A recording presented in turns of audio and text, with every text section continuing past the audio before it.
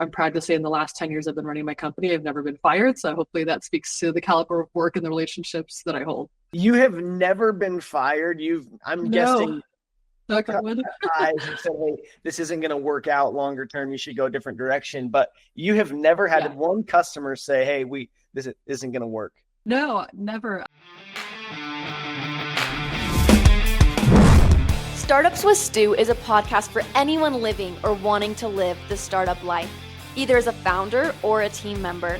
Your host, Stuart Draper, was a 9-time Inc. 5000 honoree before age 40. This show dives deep into the exhilarating world of entrepreneurship with guests that are seeking advice from Stu for their startup or business owners that want to share their entrepreneurial journey. Listeners always walk away with actionable ideas of what to do to take their startup to the moon.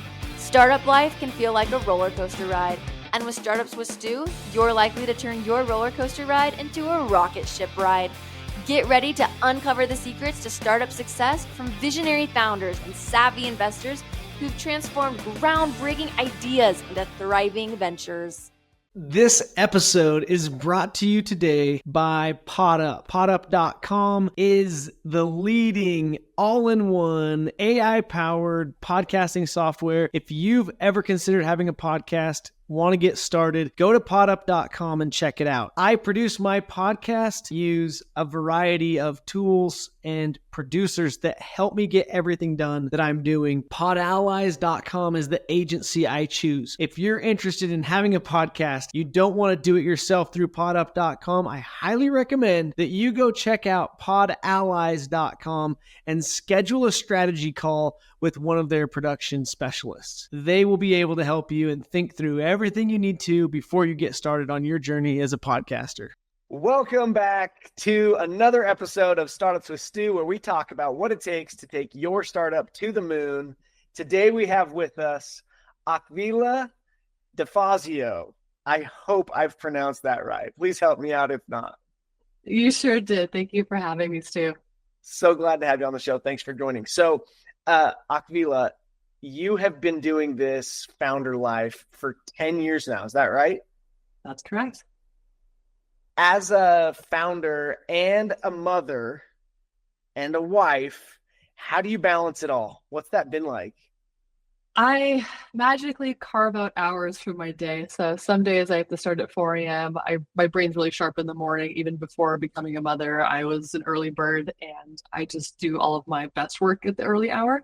It's not great every day consistently, of course, but I get a lot done, get my daughter up to school, and then I have time to work during the day. And it's really helped kind of shape my schedule throughout the week, where, when I first started the first couple of years, I didn't really have that luxury. But now, as I've become more attuned with what works best for my brain and my day and how I accomplish things for my clients, it's really worked out well now being 10 years in. Super cool. So you've been doing this now for 10 years. You told me before the episode that your child is a kindergartner right now. Is that right? Correct. Yes. And just one child? Yes. Okay. So that means, though, if I'm doing my math right, that you were already 5 years into running your own business when you decided to become a mom. That's correct. Yeah. And I was working in paid media for 17 years, and I was working remotely for about 15 or 16 of those years. So I got accustomed to working on my own and remotely. So I feel like I really started early with the trajectory that I'm currently on. So did you take a break? What was that like? Maternity leave looks different if you work at Google versus working as someone operating an agency, right? Yes. And I think that being overly punctual to a fault in my life has helped, because in preparation for that, I had 9 months to plan for that, but I was trying to think of how do I keep servicing my clients during that time? And I know that it's precious time that I need to recover, to bond with my child, and to kind of, figure out what my life looks like going forward with this new human that I have to take care of. And I set up a temporary parental coverage program for myself. And I have still continued to do it for other freelancers, agencies, and other people that work in advertising. And it's worked out really great, where my I prepared my clients. I created a whole program to where I basically hand the keys over to the account. Everything's taken care of to the way that my clients will see little to no hiccups in terms of that temporary transition. And then I come back, I get the keys back, and everybody's happy, and it worked out really well. So I was able to just take that time off. So genius. I love this. And I hope more stay-at-home moms are listening to this episode today, because what you've built is a really cool lifestyle business. You have the ability to choose if you want to start at 4 a.m. so that you can be done when your child gets home from school. And that's really, really neat. So, okay, Advertise is the name of the business, your lifestyle business. So tell us more about Advertise, what you guys do. Sure. So we're a social media advertising agency. We work with e-commerce clients primarily, as well as apps for lead generation for B2C and for travel industry clients. I've worked on some other industries, more so on the consulting side, but the account management, where we take over your social media advertising accounts, whether it's Meta ads, LinkedIn, Pinterest, Quora, Reddit, you name it, that's where we have expertise in running and managing campaigns for you so you can accomplish your business goals. And so the businesses that you're running social media ads for, are they creating their own creatives, or do you guys support with the creatives as well? No, I have a partner that does that runs a creative agency, and we've just worked together over the years and became friends, and just really realized that we make great partners in terms of providing those different complementary services. I do provide creative strategy to clients, but most of our clients are in the mid to larger size, and they have either their in-house design teams or photographers, videographers, or they have their own vendors that they use, but it's a very collaborative process. So whether we use my partner or one of theirs or in-house, we just make it work. Okay, awesome. And so this style of business that you've created is one where it doesn't require a large team, right? You mentioned these contractors that you have. What's your team makeup look like? Well, we're intentionally small but mighty, and it's just me and a few contractors. And I've just created other partners that I trust, that are seasoned, reliable, that I would feel comfortable running with my business, because my name is in my business. And I feel like that's a big selling point to a lot of the clients we work with, because I really work as an extension of the team. I don't consider myself just a vendor. And I'm proud to say in the last 10 years I've been running my company, I've never been fired. So hopefully that speaks to the caliber of work and the relationships that I hold. You have never been fired. I'm guessing Knock on wood. and said, hey, this isn't going to work out longer term. You should go a different direction. But you have never had one customer say, hey, this isn't going to work. No, never. Contracts end. I've let go of clients before, or I just say, hey, like, you're a good client, but maybe, for this next project, I really think that you'd be better suited with this. I'm a connector at my core, whether it's personal or business. And I'm proud to say I've even connected 3 friends that have gotten married. So I feel like that's a strong suit of mine that I've really leaned into, because that helps my business and my clients. But I really have a good intuition as to, is this going to be a good relationship or not? And of course, things change, but I'm proud to say that I've never done anything that would warrant somebody letting go of me.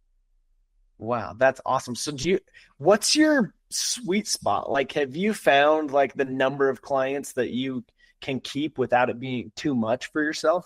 Yes. So I have a hard number for account management clients, just because I'm fully into those accounts and I immerse myself as if I was an extension of that team. But for consulting, I've never hit a number that I can't manage in terms of how many clients I have for that, just because it's as needed.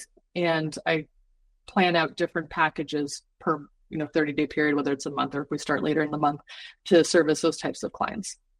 So what does it look like from a annual revenue perspective, if you're considering like what comes from consulting gigs versus like full account management? I love that you asked that question. So I'd say prior to 2020, it was about 90% of my revenue was coming in from account management. And then COVID hit, and a really big shift that I hadn't experienced before was that I had a lot of brands either reduce their ad spend, and before, my model for my pricing was percentage of ad spend. But I realized there was seasonality, or there was COVID and people weren't sure what was going to happen. A lot of brands paused, disabled, or had other changes or completely went under. So that coupled with a lot of changes, say on Meta, where privacy legislation changed. And then I was spending more time trying to figure out where do we go next, where tracking wasn't available or audiences were diminishing. So I feel like I restructured my rates for account management to make it work better for me, to make it more predictable and not be as so volatile, especially if there's macro elements that kind of influence how much my clients are spending and then what my take home is at the end of the day. But in 2020, all those changes happened.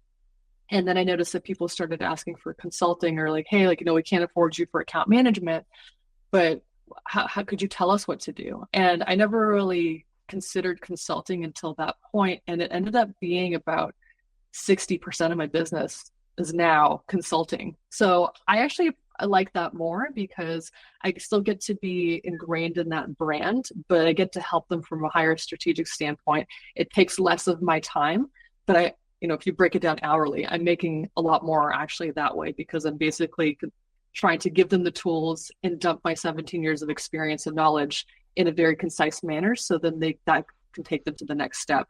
So I've really leaned into the consulting side of my business and I like it. I didn't think that teaching was a strong suit of mine, but I've really began to fall in love with it and I enjoyed doing that more. So I'm excited when someone reaches out for consulting, especially now with the economy being a little bit more turbulent.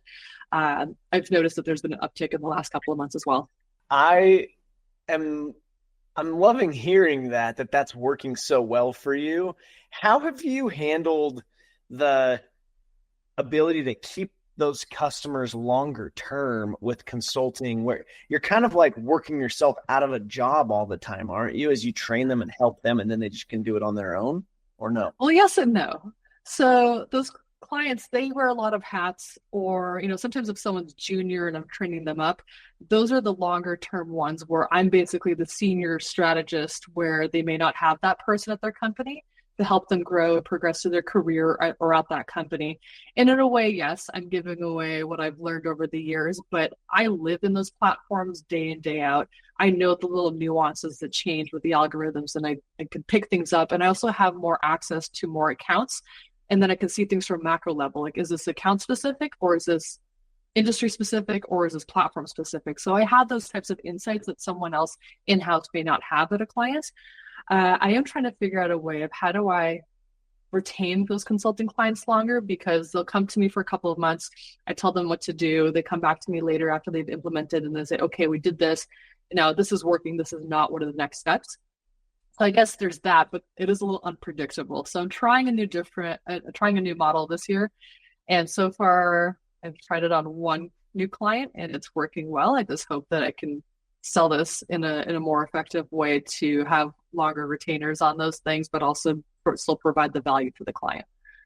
Yeah. So I just got two takeaways that I want to share with folks listening from that. One was she said that she's trying something new and she's trying it on one customer. And in business, it's really wise to tiptoe in, to see how it goes. And when you can, do it on a small scale. And as it works, then go make the larger investment in making it happen for everyone, for all of your customers, or for all of the new potential customers you could go get. And then the other takeaway was that you mentioned selling it. And when you have a lifestyle business, when you're a one-man show or a one-woman show, in Akvila's case, right, you are committing to wearing the hat of sales rep.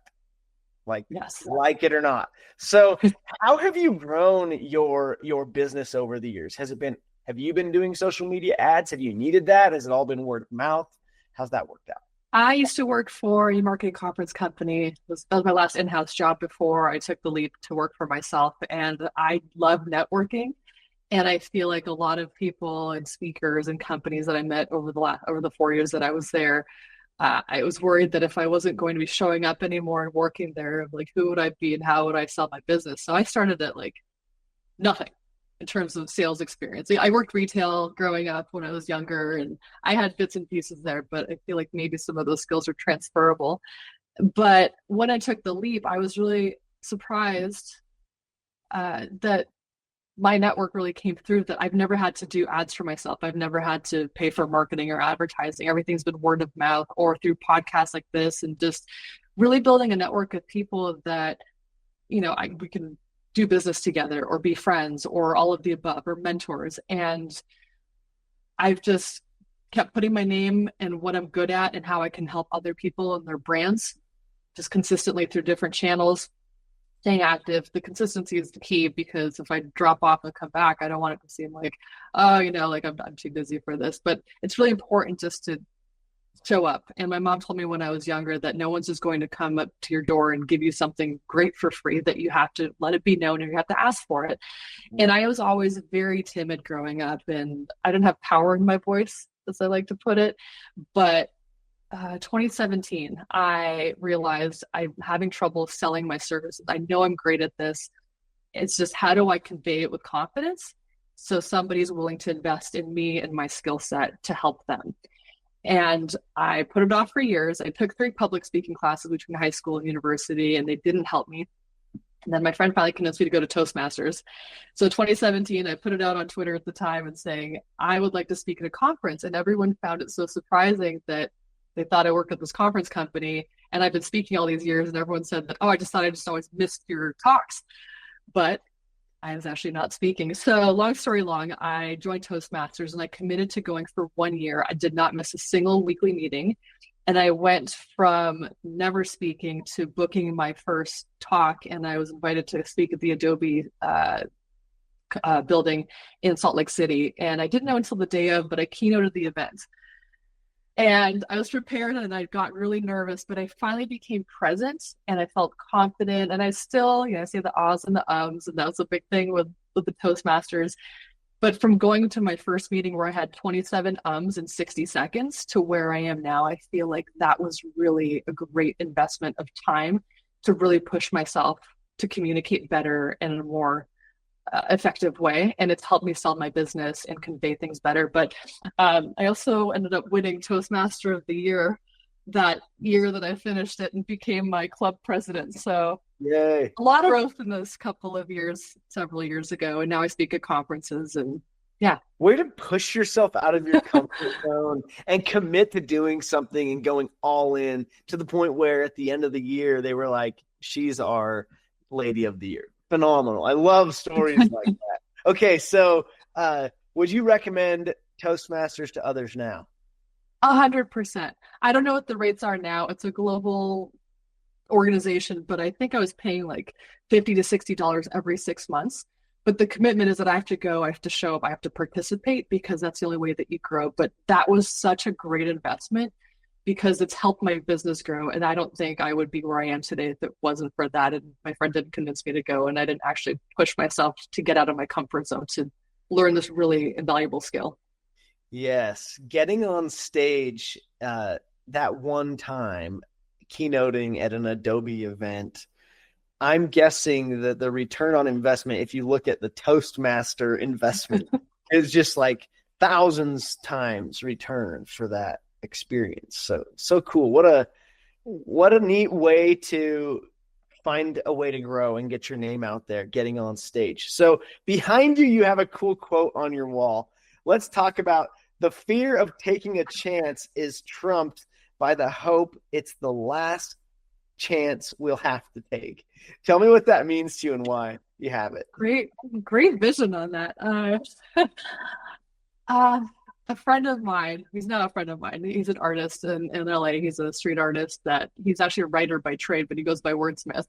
And when I first found his work, this was 13 years ago on Instagram, when he was just getting started, he put this out, and I was going through a big life change. I had moved, I had a long-term relationship end, and I was starting net new, and I really in a tough spot. And I've always betted on myself, and I've been in really bad situations in my life, but I know that there's beauty on the other side of that. And it's just that hope. And I think that that's either my survival mechanism, or I'm just really optimistic by trade. I'm a realist too, but I would skew more optimistic. And I feel like hope always brought me through a hard time. So this this just goes everywhere I go when I move, and we're done moving, but we've moved a lot.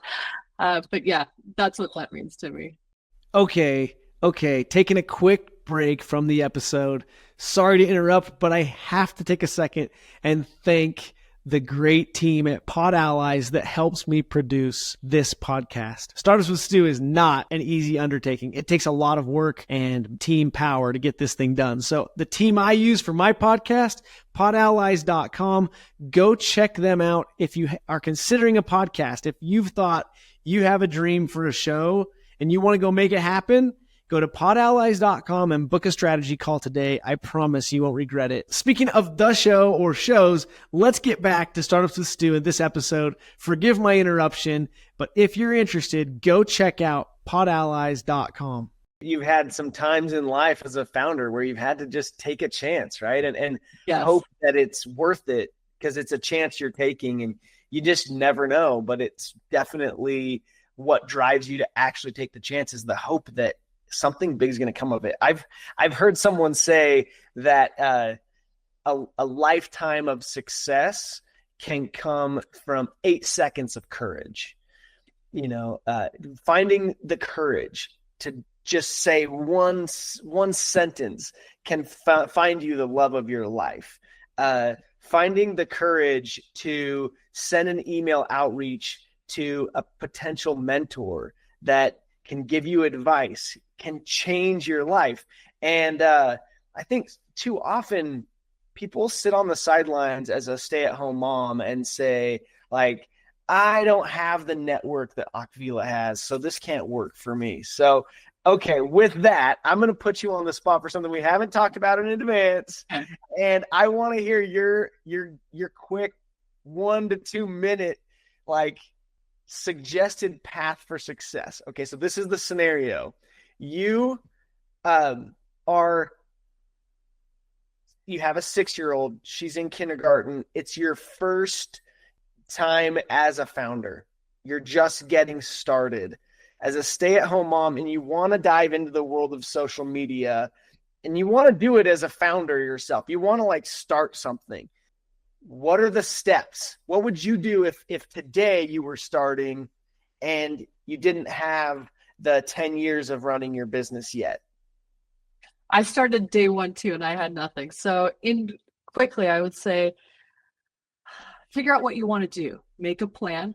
Start, find maybe workshops or tutorials or courses online, like Stu can, or start YouTube or Instagram, get different ideas, start following those types of people that are doing those jobs, find a mentor, go to your local chamber of commerce, sign up they usually have a free event you can come to monthly, start meeting people, say, hi, I'm new, I'm starting this business.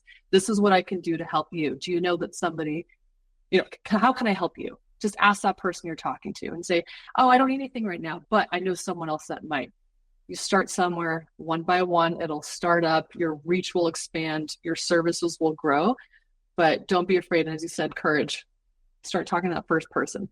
Just get started is the main takeaway I get from that. It's like, and by getting started, you mentioned going and getting the information and knowledge you need to be successful, right? Whether it's the workshops or the online courses, the conferences, I would say as well. You can learn so much from attending industry conferences where industry professionals are sharing their knowledge and information with you. I think that's the way to do it. I think you're spot on. I think too often people think they don't know enough. And it's like, well, you're right. Today you don't. But if you're going to do this, you got to go learn. And StuKent could be a solution. StuKent is set up, by the way, as an education technology that supports the traditional education system. So a professor adopts our e-textbook, they adopt our simulation, and then students use it in a traditional classroom most of the time.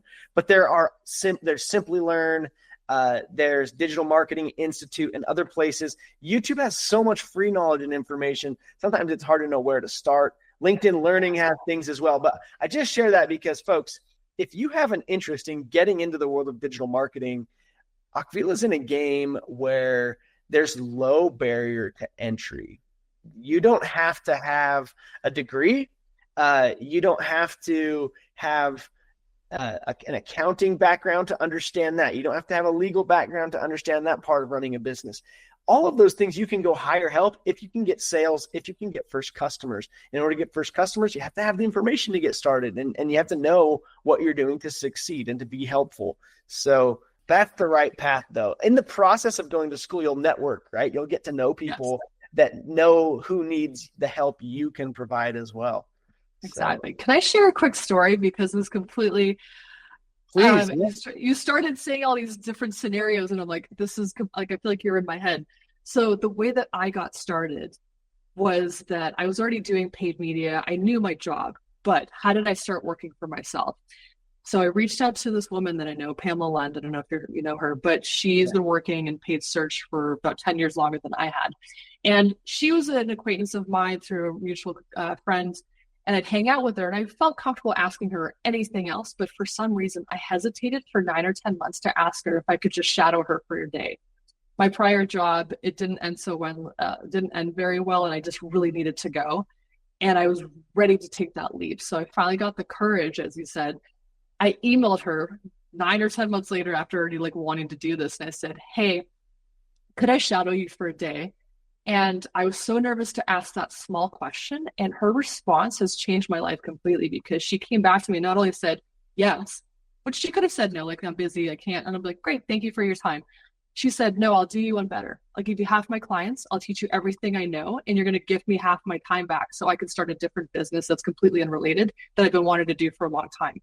So you never know what someone else, like where they are in life, what their goals are, and just ask your question. And that small thing is now my business, my livelihood. And like, her and I are best friends. She was a mentor for me early on in my career as I got started, but that really gave me the confidence to know, how do I set up maybe QuickBooks or start, invoicing clients, like, contracts, things like that. I never worked at an agency before. So I had a huge learning curve, and she really expedited that process for me and made it so I had somebody that I could rely on that could help me troubleshoot or give me a different perspective. So a quick thing to your listeners, highly recommend just having the courage to ask somebody if they can be a mentor, but come prepared and say, so you don't waste their time, like be efficient and also honest about your intentions. And I think that could yield to some really fruitful things.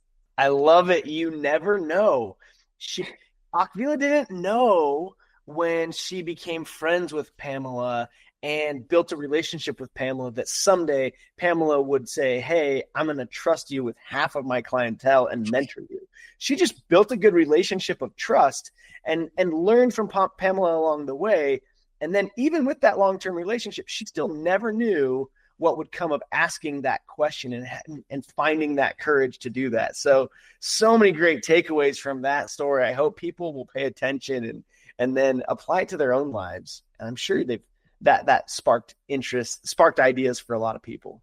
Thank you for sharing. So yeah, thanks for giving me the opportunity. Okay. So you mentioned earlier that your mom taught you some things. What was it like growing up for you? And how has that impacted your ability to succeed as a founder? I came from very humble beginnings. My mom and I emigrated from Lithuania during the Cold War to Canada. And my biological father decided to not go with us at the last minute at the airport. And her and I just moved with a wooden crate, which I actually still have in my living room, just to show me where I came from. And my great grandfather built that crate in the late 1800s.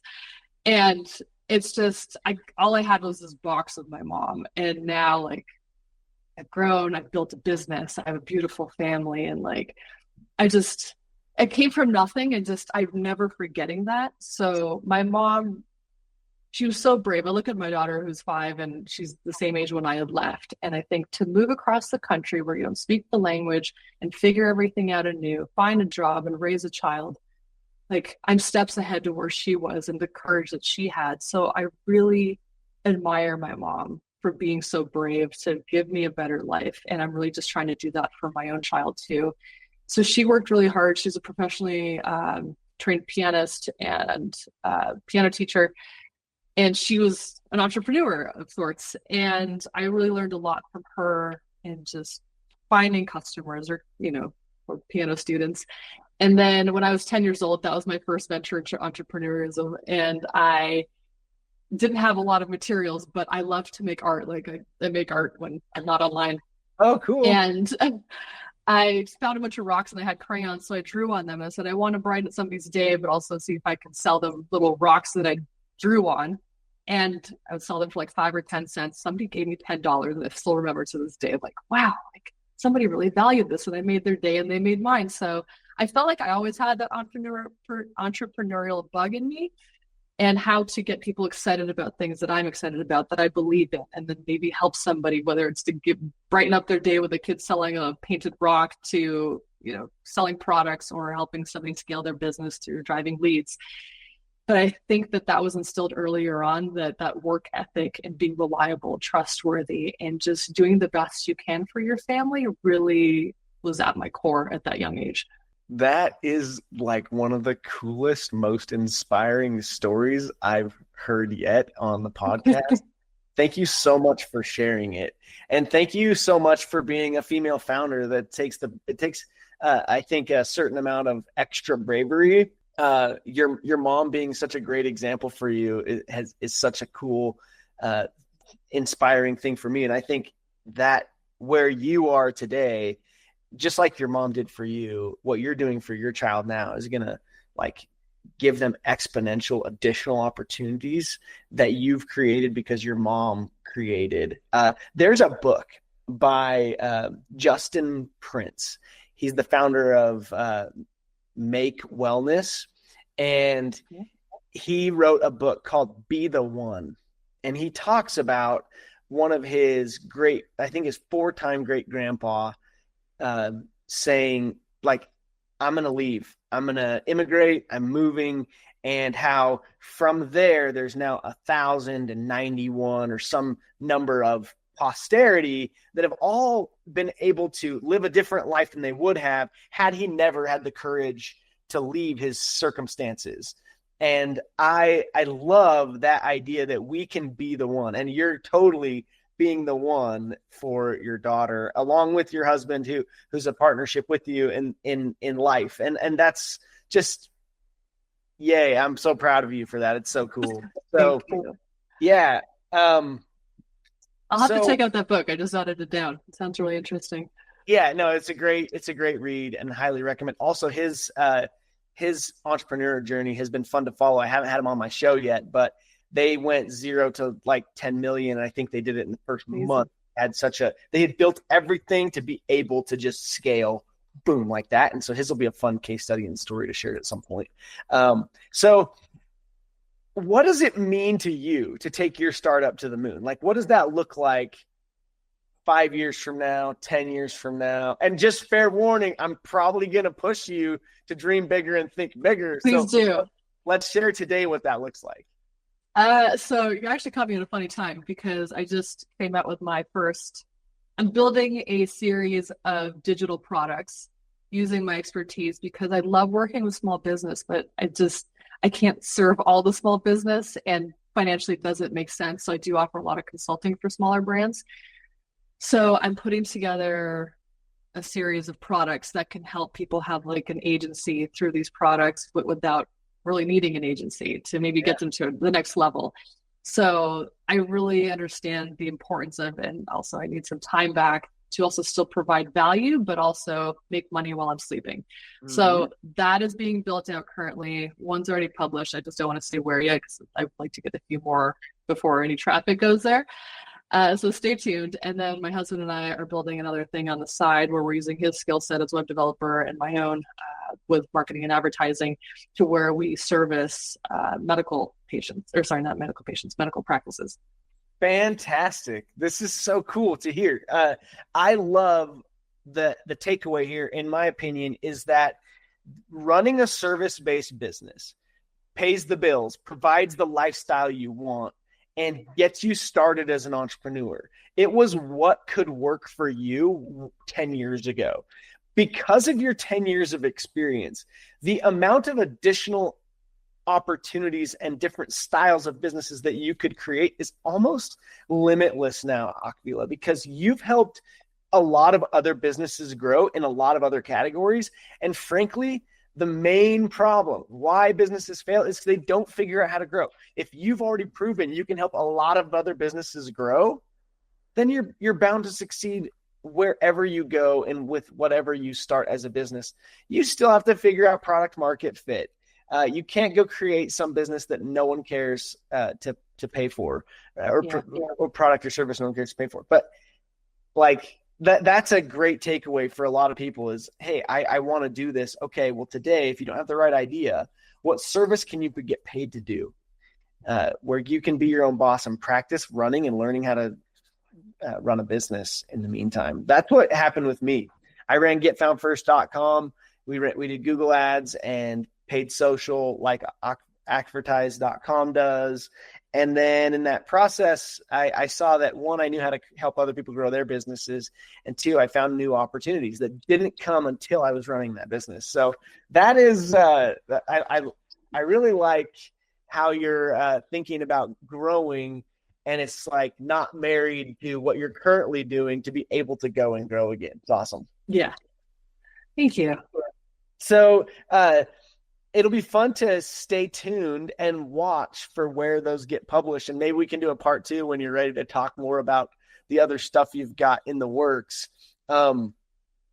Digital products is an interesting space. I think that it's a really neat part of where we're at in 2025. People think that innovations will come from the next smartphone or another new hardware that does something. But so many of today's innovations will come from platforms that have already been built, and the smaller innovations, the secondary innovations that can be built around the hardware and technology that exists today. So that's cool. I love what you're doing. Yeah, just experiment. I launched 2 physical product companies in the last 3 years. Good tests. They were fun, slightly profitable, but not scalable. Things changed. So I've dabbled in that as well, but not for me. So I'm trying the digital route this time, and hopefully I can get more sleep and make more money in the near future. Yeah. Well, I love that, because I think it's important to think about how you're going to retire. Founders that create lifestyle businesses, they often, especially in service-based businesses, they can't retire off of the income they earn or the amount of money they're able to sell their business for. Sometimes, and you have to be very disciplined, because you're not usually a traditional 401k investing person. It's just a different lifestyle and approach to wealth, accumulating wealth. But if you keep taking bets on yourself and on new opportunities, I promise it will pay. And I think it's just wise to think end from the beginning and how you will create more value, because the clientele you're building, you can turn around and do what Pamela did for you for someone else, right? Yeah, absolutely. And that's awesome, and that can provide some income, but it's not going to make you wealthy that by itself, right? Always thinking ahead, like where to pivot, what to change, what to make more efficient without sacrificing performance for clients. Yes, absolutely. And you can do that, and you can find ways to make that a win for everybody in the long run. So it's going to be so fun to watch Akvila DeFazio go and change the world, you guys. Another female founder on Startups with Stu, going and doing big things with a really cool story and an incredible genesis of leaving Lithuania with just a wood crate, coming to America with her mom, who turned into a founder herself, started a piano teaching business, which led to Akvila getting the education she needed to go and succeed and start her own thing, not just with the education, but with the inspiration and motivation of an incredible mom who took a big risk. I love this story. It's so cool. So, thank you, Stu. Yeah. Well, that's why I do this. Like, I love sharing the stories that will inspire more founders to go and grow and succeed. I hope that I'm positioned, and I feel like I'm positioned to help the person I was 10 years ago. And by the way, 10 years ago was about when I was selling getfoundfirst.com and launching into StuKent.com. So it's going to be so fun. And I'm here for you as a mentor and friend. If you have questions, ideas, Akvila, hit me up. So Will do. Thank you. I appreciate it. Likewise. okay. Thank you so much for joining me for this episode of Startups with Stu, folks. If you enjoyed this episode, like it, share it, subscribe to everything else I'm doing, and comment for me. But share this message especially with your immigrant friends and your stay-at-home moms that just need that little push and additional direction to go get started. Hey, founders, entrepreneurs, investors, and other listeners of Startups with Stu. Thank you for listening to this episode today. As I mentioned at the beginning, as I mentioned in the middle, I want to take a second again at the end and say, if you haven't yet and you're considering a podcast, go check out podallies.com. They sure help me a lot with the show. And I am so grateful for all that they do to help me accomplish Startups with Stu and get it out to the world so we can help more founders and take your startup to the moon. Go check out podallies.com and podup.com if you're interested in podcasting at any level. Thanks for joining me on Startups with Stu. We have big goals to help millions of entrepreneurs. If you enjoyed this show, please take a minute to share it with someone else that needs to hear it, or leave a review. Remember, success is within reach for those who dare to dream big and take action. Until next time, keep pushing forward on your entrepreneurial journey.